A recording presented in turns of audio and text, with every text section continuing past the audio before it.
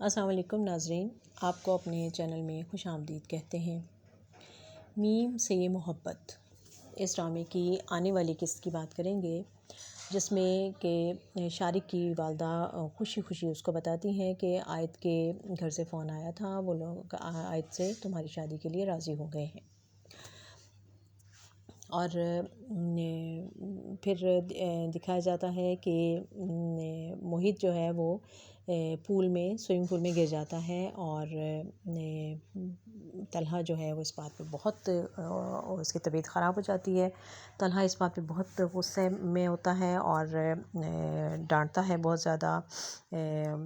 اس کو، سبیکہ کو، اور اس کو کہتا ہے کہ اگر اس کو کچھ ہو گیا تو میں تمہیں کبھی معاف نہیں کروں گا۔ اور پھر ہاسپٹل میں آتی ہے آیت، اور اسے بڑے غصے میں اس کو کہتی ہے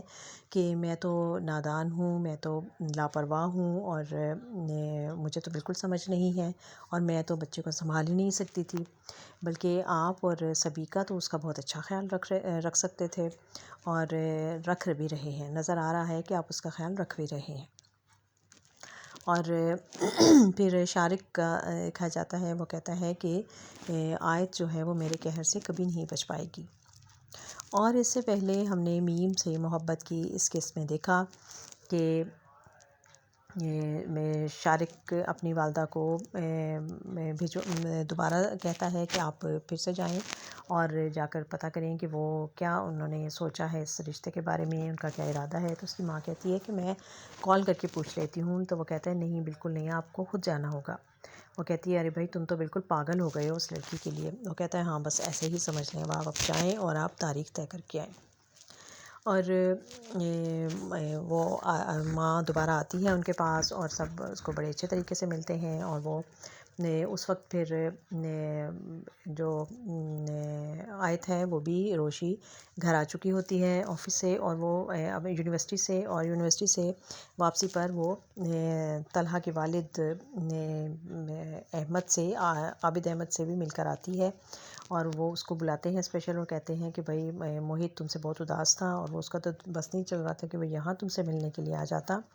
اور پھر وہ اس کو بتاتے ہیں کہ طلحہ جو ہے وہ سبیکہ سے شادی کر رہا ہے، تو وہ کہتی ہے کہ یہ تو اچھی بات ہے نا کہ وہ شادی کے لیے راضی ہو گئے ہیں، اور وہ شادی کر رہے ہیں اپنی مرضی سے، اور گھر کا ماحول بھی اچھا ہو جائے گا، اور سب ٹھیک ہو جائے گا۔ تو وہ کہتے ہیں کہ لیکن میں اور موہت تو تمہیں بہت مس کرتے ہیں۔ تو وہ کہتی ہے کہ میں بھی آپ سے اور موہت سے بہت محبت کرتی ہوں، اور آپ مجھے دونوں بہت عزیز ہیں۔ اور پھر بہت دکھی ہو کر وہاں سے واپس گھر آتی ہے، جب تو ماہین گھر پہ موجود ہے، وہ اسے ملتی ہے اور اسے بتاتی ہے کہ تمہارے رشتے والے جو ہیں وہ آئے ہوئے ہیں، اور ان کو، اور وہ جب تک ہاں نہیں ہو جائے گی وہ تو یہاں سے جائیں گے ہی نہیں۔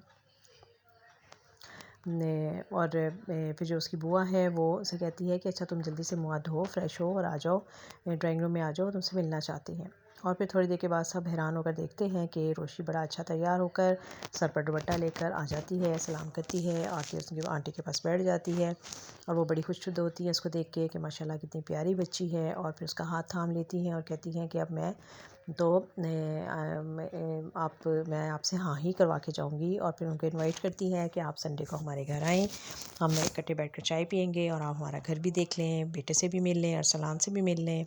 اور اس طرح۔ اور وہ دادی کہتی ہیں کہ ہاں ضرور، ہم ضرور آئیں گے۔ اور پھر یہ ساری فیملی جاتی ہے ان کے گھر، اور والد بھی موجود ہیں،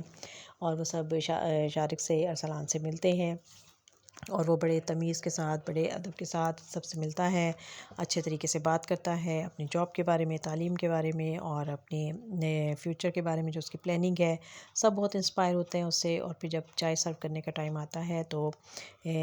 ماہین کہتی ہے میں سرو کرتی ہوں چائے، تو وہ کہتا ہے نہیں نہیں آپ بیٹھے، میں سرو کروں گا۔ تو جو اس کی پھپھو ہیں وہ اس کو دیکھ کر بڑی اس بات پہ بڑی خوش ہوتی ہیں، کیونکہ وہ بھی ان کے ہسبینڈ ان کے لیے جو خدمت کرتے ہیں ان کی، اور کھانا وانا اور سب چیزیں، تو وہ چیزیں اس کو پسند ہیں، اور وہ کہتی ہے کہ روشی کا ہسبینڈ بھی ایسا ہی ہوگا۔ پھر گھر آ کے بھی وہ سب اسی ٹاپک پہ بات کرتے ہیں کہ لڑکا تو بہت اچھا ہے اور فیملی بھی اچھی لگی ہے سب کچھ، تو وہ پھر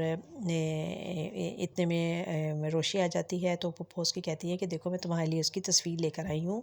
اور تم اس کو دیکھ لو، لیکن وہ اپنا منہ موڑ لیتی ہے اور دوسری طرف منہ کر کے بیٹھ جاتی ہے اور کہتی ہے ٹھیک ہے، اگر آپ سب کو ٹھیک لگ رہا ہے تو آپ لوگ ہاں کر دیں، مجھے کوئی مسئلہ نہیں ہے۔ اور پھر کمرے میں آ جاتی ہے ماہین جو ہے وہ کافی محسوس کر رہی ہے اس بات کو، اور وہ آ کے اس کو بار بار پوچھتی ہے کہ کیا بات ہے، تو وہ پھر اس کے گلے لگ کے بہت روتی ہے اور کہتی ہے کہ میں اپنا امیج جو ہے وہ کہتی ہے مجھے تو لگتا تھا کہ تم طلحہ کو پسند کرتی ہو، تو وہ کہتی ہے کہ میں نے ان کے سامنے اپنا امیج بہت خراب کر دیا تھا اور اپنی سیلف رسپیکٹ سب ختم کر دی تھی، اور اب اگر میں نے کسی اور جگہ شادی نہ کی تو میں اپنی ہی نظروں میں گر جاؤں گی، میں اپنے آپ کو معتبر رکھ کر جینا چاہتی ہوں، عزت سے کے ساتھ جینا چاہتی ہوں۔ اور وہ بہت روتی ہے بہن کے گلے لگ کے، اور ماہین جو ہے وہ اس بات پہ بڑی پریشان ہے، وہ سمجھ رہی ہے کہ یہ سب کچھ وہ خوشی سے نہیں کر رہی بلکہ کسی مجبوری کے تحت کر رہی ہے۔ اور ادھر جب طلحہ گھر آتا ہے اور آج اسے سبیکہ کے ساتھ شاپنگ کے لیے بھی جانا ہے، اور اسے ایک دن پہلے سبیکہ ان کے گھر آ جاتی ہے اور وہ محیط کے لیے چیزیں لے کر آتی ہے، لیکن محیط جو ہے وہ کوئی خاص خوشی کا اظہار نہیں کرتا، اور اس کے بعد پھر جب نیکسٹ ڈے اس نے شاپنگ کے لیے جانا ہوتا ہے تو وہ آ کے باپ کو کہتا ہے کہ میں جانا تو چاہتا ہوں شاپنگ کے لیے، لیکن محیط کی وجہ سے میں کافی اپسیٹ ہوں، کیونکہ اس نے بالکل ہنسنا بولنا چھوڑ دیا ہے، کھیلنا چھوڑ دیا ہے، اور اسکول سے بھی اس کی شکایت آئی تھی کہ وہ کسی کے ساتھ گھل مل کر بیٹھتا نہیں ہے، بات نہیں کرتا، کسی ایکٹیویٹی میں حصہ نہیں لے رہا، تو میری سمجھ میں نہیں آ رہا یہ سب کیا ہو رہا ہے۔ اور پھر میں اس کے کمرے میں جب گیا تھا تو اس نے اپنے سارے کھلونے توڑ دیے ہوئے ہیں، میں بڑا اپسیٹ ہو رہا ہوں اس کی اس بات پہ، تو باپ کہتا ہے کہ تم اس کی وجہ بھی تو جاننے کی کوشش کرو، وہ کہتا ہے کہ کیا ماں باپ بچے کے غلط بات پر کیا اس کو ڈانٹتے نہیں ہیں، تو میں نے اگر اس کو ایک دفعہ ڈانٹ دیا تو کیا ہو گیا، تو باپ کہتا ہے کہ بات تمہارے ڈانٹنے کی نہیں ہے۔